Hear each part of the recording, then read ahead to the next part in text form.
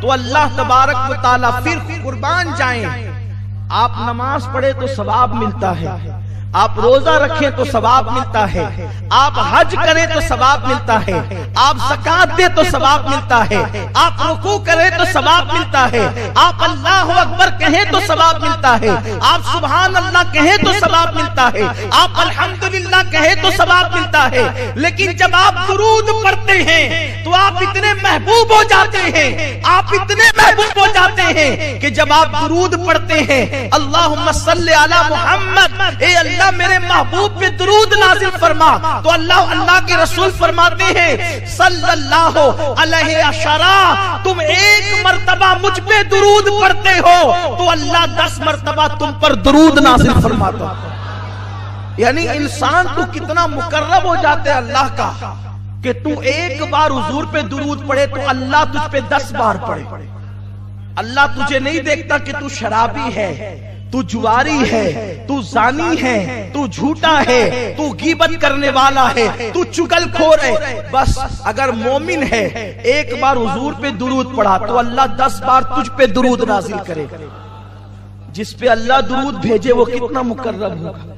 और दुरूद कब मिलता है? नमाज पढ़ने से नहीं मिलता। अल्लाह नमाज पढ़ने पे सवाब भेजता है, नमाज पढ़ने पे सवाब भेजता है, दुरूद पढ़ने पे दुरूद भेजता है।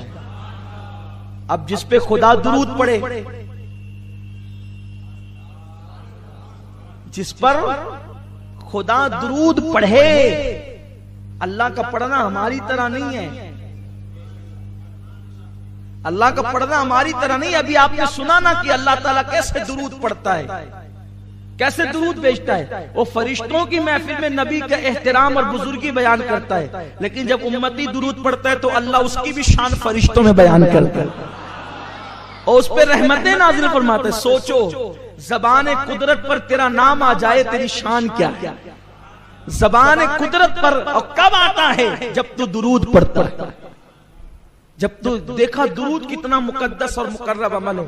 इमामुल मुतकल्लिमीन मौलाना नकी अली खान रहमतुल्लाह अलैह फरमाते हैं कि बदनी, माली और कौली इबादत से, ये बदन की इबादत, माल की इबादत और कौल की इबादत, इन सारी इबादतों में, नफली इबादतों में दुरूद से बढ़कर किसी का मर्तबा नहीं है। सबसे बड़ा मर्तबा दुरूद शरीफ का है। बल्कि फर्ज नमाजों के बाद अगर सबसे बड़ा रुतबा किसी को हासिल है तो वो दुरूद शरीफ को हासिल है। नमाज पढ़ रहा है, नमाज पढ़ते पढ़ते अचानक दिल में ख्याल आया कि मुझे तो नूर मोहम्मद भाई देख रहे हैं, मुझे तो हाफिज गुफरान साहब देख रहे हैं कि मैं कितनी अच्छी नमाज पढ़ रहा हूं। अल्लाह कहता उठा तेरी नमाज, और मुंह पे मार देता है।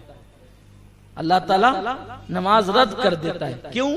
इसलिए कि दिखावा किया। ज़कात देते हुए दिखावा किया कि लोग मुझे सखी कहे। अल्लाह ज़कात का सवाब नहीं देता, उसको मुंह पे फेंक मारता है। रुकू किया, अच्छा रुकू किया तो अगर दिखावा किया तो फेंक मारता है। लेकिन कुर्बान जाए महबूब की अजमत पर, अगर कोई दुरूद शरीफ दिखाने को पड़े, रियाकारी के तौर पे पड़े, तो अल्लाह रद्द नहीं करता, तो भी कबूल करता है। और कहा जाता है कि बंदे अब तेरी रिया को नहीं देखूंगा, महबूब की जिया को देखूंगा। तेरी रिया नहीं देखी जाएगी, अब हबीब की जिया देखी जाएगी, और उनके रूह के बद्दुआ के सदके तुझे सवाब अता किया जाएगा। इसीलिए हजरत उबई इब्ने काब रदी अल्लाह ताला हाजिर हुए, अर्ज किया या रसूल अल्लाह सल्लल्लाहु ताला अलैहि वसल्लम, मैं चाहता हूं कि अपने 24 घंटों के 4 हिस्से करूं और एक हिस्सा मैं दुरूद शरीफ पढ़ता रहूं। आका कैसा रहेगा? सरकार फरमाते हैं बहुत अच्छा है, अगर इसमें ज्यादती करो तो और बेहतर है तुम्हारे लिए। अर्ज की या रसूल अल्लाह 24 घंटे के आधे हिस्से में अब मैं आप पे दुरूद और सलाम ही पढ़ता रहूंगा। आका फरमाते बेहतर है, लेकिन उसमें और इजाफा करो तो अच्छा। अर्ज की या रसूल अल्लाह पौना हिस्सा दुरूद और सलाम। आका फरमाते बेहतर है, और ज्यादा करो तो अच्छा। अर्ज किया या रसूल अल्लाह फर्ज नमाजों के बाद रात और दिन में सिर्फ आप पे दुरूद और सलाम पढ़ूंगा। आका फरमाते हैं अगर तूने ऐसा कर लिया तो अल्लाह तुझे दुनिया के गमों से भी आजाद कर देगा, आखिरत के गमों से भी आजाद। इसलिए दुरूद शरीफ पढ़ने की आदत डाल। और जब आकाए करीम सल्लल्लाहु अलैहि वसल्लम का नाम आए तो बुलंद आवाज से सल्लल्लाहु अलैहि वसल्लम कह लेना, ये वाजिब है। क्योंकि आका फरमाते हैं सबसे बड़ा बखील वो है जिसके सामने मेरा नाम लिया जाए और वो मुझ पे दुरूद न पढ़े। आकाए करीम सल्लल्लाहु अलैहि वसल्लम के दीवानों, इसलिए दुरूद पढ़ने की आदत डालो। कम से कम रोजाना 313 मरतबा तो दुरूद पढ़ ही लिया करो। 500 मरतबा पढ़ो तो और अच्छा, 1000 मरतबा पढ़ो तो और अच्छा। हजरत सैयदना कुतुबुद्दीन बख्तियार काकी रहमतुल्लाह अलैह उस वक्त तक के आराम नहीं फरमाते थे जब तक कि 3000 मरतबा दुरूद नहीं पढ़ लेते। 3000 मरतबा दुरूद पढ़ने के बाद आप आराम फरमाते थे। दुरूद शरीफ की बड़ी बरकतें। आकाए करीम सल्लल्लाहु अलैहि वसल्लम फरमाते हैं कि अगर बंदा दुआ करे और दुरूद न पढ़े तो उसकी लटकती रहती है जमीन और आसमान के दरमियान। लेकिन अगर कोई दुरूद पढ़ ले और दुरूद पढ़ने के बाद दुआ करे तो अल्लाह उसकी दुआ को जरूर कबूल फरमाता है। आका फरमाते हैं अर्श के नीचे एक फरिश्ता है जिसका सर अर्श से लगा हुआ है और जिसके पैर तहतो सरा में है, जिसका एक बाजू मशरिक की तरफ है और दूसरा बाजू मगरिब की तरफ है। ये हदीस में वो पढ़ रहा हूं आपके सामने आज, जो मैंने अपनी जिंदगी में सबसे पहला बयान किया था तो यही बयान किया था।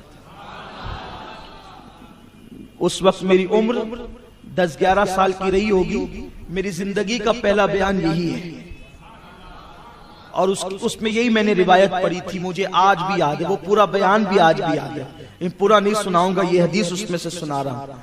अर्श के नीचे उसका सर है फरिश्ते का और तहतुस सरा में उसका पैर है। उसका एक बाजू मशरिक की तरफ है और उसका दूसरा बाजू मगरिब की तरफ है। जब कोई बंदे मोमिन आका पर मोहब्बत के साथ दुरूद पढ़ता है तो अल्लाह उस फरिश्ते को हुक्म देता है कि वो नूर की दरिया में गोता लगाए। तो फरिश्ता नूर के दरिया में गोता लगाता है और बाहर आने के बाद वो अपने परों को झाड़ने लगता है। बताएं, अगर कबूतर अपने परों को दरिया में डूबकर झाड़े तो कितने कतरे गिन सकते हैं? नहीं गिन सकते। अगर मोर दरिया में डूबकर अपने परों को झाड़े तो कितने कतरे गिन सकते हैं? नहीं गिन सकते। यार पर वालों को तो जाने दीजिए, इंसान अगर खुद गुस्ल करके अपने सर के बालों को अगर यूं झाड़े तो कितने कतरे गिरे इसका अंदाजा नहीं हो सकता। तो वो फरिश्ता जिसका एक बाजू मशरिक में है, यानी उसके पर एक तरफ मशरिक में है, दूसरा बाजू मगरिब में है, उसका सर ज़ेरे अर्श है, उसके पैर तहतुस सरा में है। जब कोई बंदे मोमिन दुरूद पढ़ता है तो वो नूर के दरिया में गोता लगाता है और बाहर निकलकर वो अपने परों को झाड़ता है। सोचो किस कदर उसके कतरे गिरते होंगे। मेरे आका गैब दा नबी फरमाते हैं उसके परों से जितने नूर के कतरे गिरते हैं, हर कतरे से अल्लाह फरिश्ते को पैदा फरमाता है और जितने हजारों लाखों करोड़ों फरिश्ते पैदा होते हैं वो सब के सब क़यामत तक के लिए उसका नाम लेकर मग़फ़िरत की दुआ करते हैं जिसके दुरूद से वो पैदा होते हैं। तवज्जो करें, आपके दुरूद से फरिश्ते पैदा होते हैं। इसीलिए पूरी कायनात के अंदर अल्लाह की 18,000 मखलूक है कमोबेश।